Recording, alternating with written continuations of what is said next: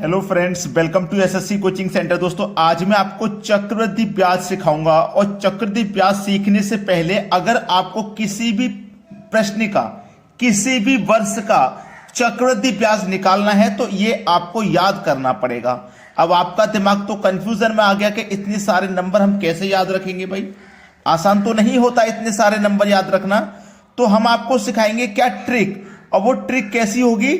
जादुई ट्रिक होगी, जादुई ट्रिक। ठीक है, याद रखना मेरी बात को। वीडियो को अगर छोड़ के भाग जाएंगे तो नहीं सीख पाएंगे, और कितने भी साल का चक्रवृद्धि ब्याज हो उसे आप निकाल देंगे अगर आपने ये वीडियो सीख लिया।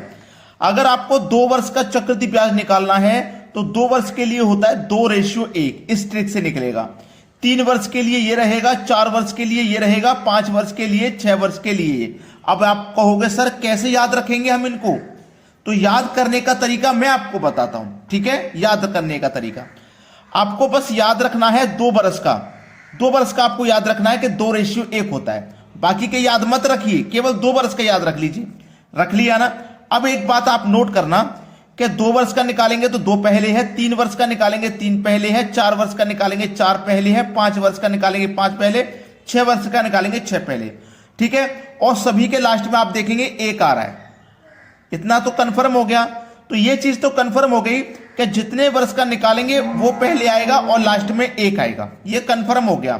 अब जैसे कि आपका 2 वर्ष का है 2:1, तो 3 वर्ष का है तो 3 पहले आएगा, आ गया। बाद में क्या करना है, इन दोनों को जोड़ के लिख देना, 2 और 1 3, आ गया ना? आगे कुछ नहीं है तो 1 आएगा। 4 वर्ष का है तो 4 आ गया। ठीक है, 4 वर्ष का 4 आ गया। अब इनको जोड़ को लिखो, 3 और 3 6 आ गया, 3 और 1 4 आ गया। आगे जोड़ने के लिए कुछ नहीं है तो 1 आ जाएगा। बात को समझ गए ना? 5 वर्ष का है तो 5 आ जाएगा। ठीक है, अब इनको जोड़ो पिछले वाले को, 4 और 6 10 आ गया, 6 और 4 10 आ गया, 4 और 1 5 आ गया। आगे जोड़ने के लिए कुछ नहीं है तो 1 आ जाएगा। कंफर्म हो गई बात? 6 वर्ष का है तो 6 पहले आ गया। ऊपर वाले को जोड़ो, 5 और 10 15, 10 और 10 20, 10 और 5 15, 5 और 1 6। आगे जोड़ने के लिए कुछ नहीं है तो 1 आ जाएगा। इसी तरीके से अगर आपको मान लीजिए 7 वर्ष का निकालना है, 7 वर्ष का, तो 7 पहले आ जाएगा। ठीक है, 7 पहले आ गया।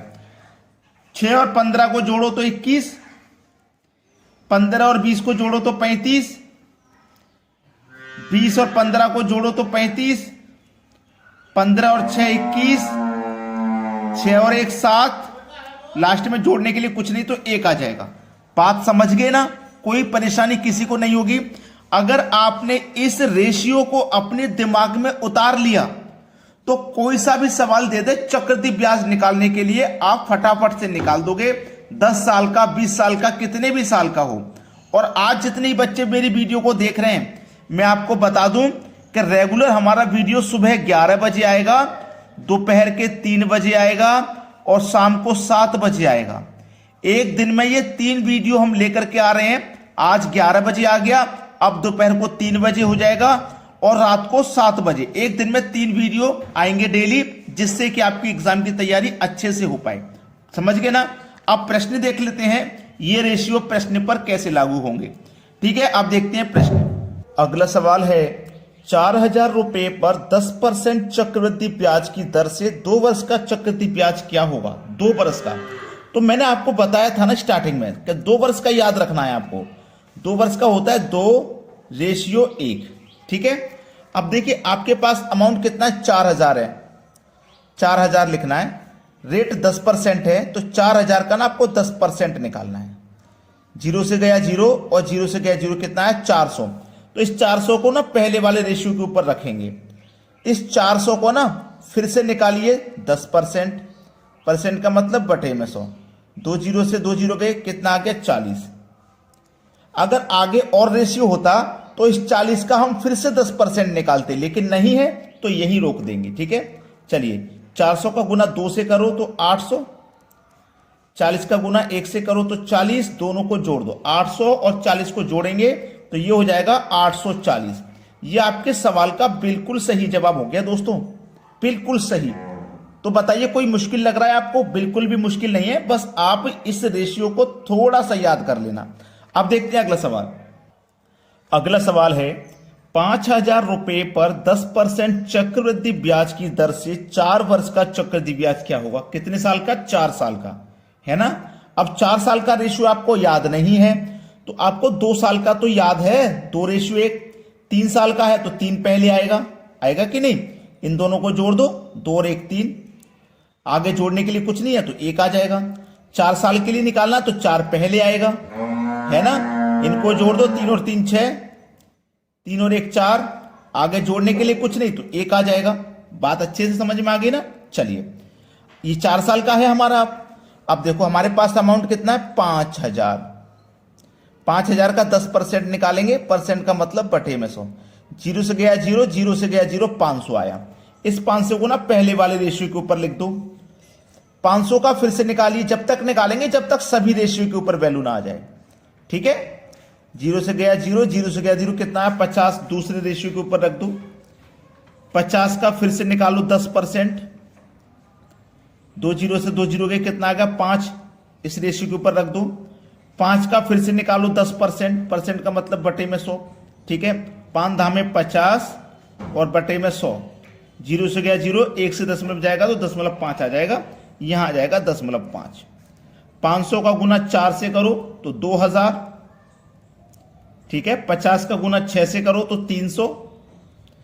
4 पंजे 20, 0.5 का गुना 1 से करो तो 0.5 ही रहेगा। सबको जोड़ देना है, ठीक है। 2000 में 300 जोड़ो तो 2320.5, ठीक है। 2320.5 आ गया सभी को जोड़ने पर। यह आपके सवाल का बिल्कुल सही जवाब है। अब ना बहुत सारे बच्चे ये कमेंट करेंगे कि सर अगर 50 साल का पूछा जाए तो क्या इस रेशियो को हम 50 साल तक लिखते रहेंगे? उसमें तो पूरा टाइम निकल जाएगा। अगर पूछ ले 35 साल का तो क्या हम 2 से स्टार्ट करके 35 साल तक लिखेंगे? नहीं, बिल्कुल नहीं। क्यों नहीं लिखेंगे मैं आपको बताता हूं। क्योंकि एग्जाम में जो सवाल आता है ना चक्रवृद्धि ब्याज पूछने का, वो 2 साल का आता है, 3 साल का आता है और 4 साल का आता है, बस, ठीक है। अभी तक सिर्फ और सिर्फ एक बार ऐसा हुआ है कि केवल 5 बार का पूछ लिया। अभी तक एक बार ऐसा हुआ है कि 5 साल का चक्रवृद्धि ब्याज पूछ लिया, वरना 2 साल 3 साल 4 साल का ही आता है। और 2 साल 3 साल 4 साल के लिए आप सीख चुके हैं। मेरी बात अच्छे से याद रख लेना। अब देखेंगे अगला सवाल। अगला सवाल है 10,000 रुपए पर 10% चक्रवृद्धि ब्याज की दर से 3 वर्ष का चक्रवृद्धि ब्याज क्या होगा? 3 वर्ष का। अब तो 3 वर्ष का याद हो गया होगा ना, क्या रेशियो होता है? नहीं याद है ना तो एक बार फिर से निकाल लेना। 2:1, ठीक है, 2 साल का। अब 3 साल का निकालेंगे तो 3 पहले आएगा। अब इनको जोड़ दो, 2 और 1 3। अब आगे जोड़ने के लिए कुछ नहीं है तो बस 1 लिख दो, ये हो गया 3 साल का। रेट कितना है? 10,000। 10% निकाल लो। 2 0 से गया 2 0, 0 से गया 0, 1,000 आया। पहले वाले रेशियो के ऊपर लिख देना। 1,000 आया है तो 1,000 का फिर से निकालिए 10%, ठीक है। 2 0 से गए 2 0, कितना आया? 100 आया। दूसरे रेशियो के ऊपर लिख दो। 100 का फिर से निकालो 10%। 100 से 100 कट गया, कितना आया? 10। इसको तीसरे रेशियो के ऊपर लिख दो। 1,000 का गुना 3 से करेंगे तो 3,000 हो जाएगा। 100 का गुना 3 से करो तो 300 और 10 का गुना 1 से करो तो 10। सबको जोड़ दो, 3,310 हो जाएगा। 3,310 ये आपके सवाल का बिल्कुल सही जवाब है, बिल्कुल सही आंसर। समझ में आ गया ना सभी को? किसी को कोई समस्या नहीं होगी। चलिए अब देखते हैं अगला सवाल। अगला सवाल है 10,000 रुपए पर 10% चक्रवृद्धि ब्याज की दर से 5 वर्ष का चक्रवृद्धि ब्याज क्या होगा? अगर मैं ये सवाल आपको होमवर्क के लिए दे दूं तो क्या आप मुझे करके इसका आंसर बता दोगे? बिल्कुल बता दोगे, ठीक है। बता दोगे कि नहीं? क्या फिर मैं कराऊं? चलिए मैं करा देता हूं, क्योंकि 5 वर्ष का है, बहुत सारे बच्चे नहीं भी कर पाएंगे, ठीक है। देखो मैंने 4 वर्ष का आपको रेशियो लिखवा दिया था ना, 4 6 4। याद है या नहीं?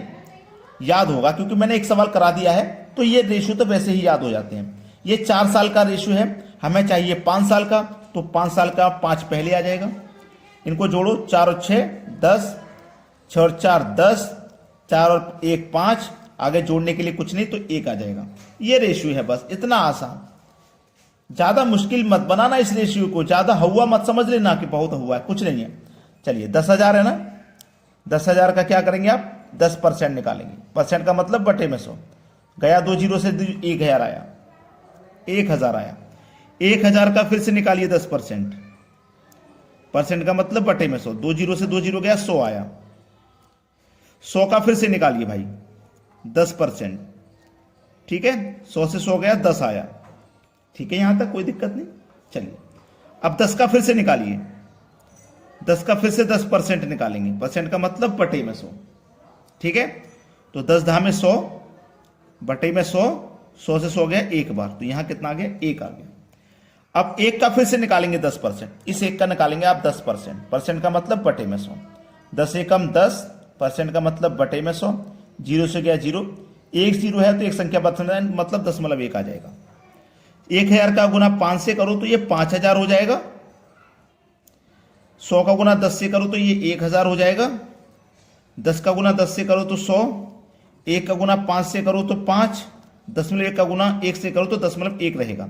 सबको जोड़ दो भाई, 5000 में जोड़ो 1 है 6000, 6100, 6105। ठीक है, चलिए 6105 और 10 ये वाला 1, ये आपके सवाल का ना बिल्कुल सही जवाब है। मुझे पता था कि आप कर दोगे, लेकिन कुछ बच्चे नए हैं जिनको हो सकता है कोई प्रॉब्लम हो, समझ में नहीं आया हो, इसीलिए मैंने उनको क्लियर कर दिया। तो कोई भी समस्या अगर आपकी है तो आप मुझे कमेंट में जरूर पूछ लेना। ठीक है, वीडियो को सभी बच्चे लाइक करें और शेयर करें। वीडियो को छोड़ के मत भागा करो, वीडियो को पूरा देखोगे ना तो जरूर कुछ ना कुछ नया सीख के जाओगे।